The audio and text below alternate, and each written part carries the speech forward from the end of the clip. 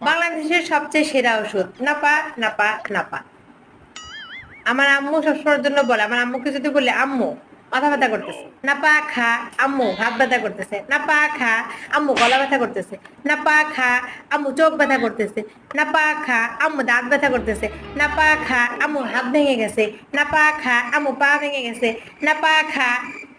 যে কোনো কিছু হলে আমার আম্মু বলবে নাপা খা, নাপা খা।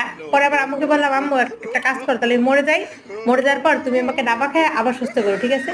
এটা হচ্ছে নাপার ইতিহাস। বাংলাদেশের সব থেকে সেরা ওষুধ হচ্ছে নাপা। সকল রোগের মহা ওষুধ হচ্ছে এই নাপা। নাপা নাপা নাপা।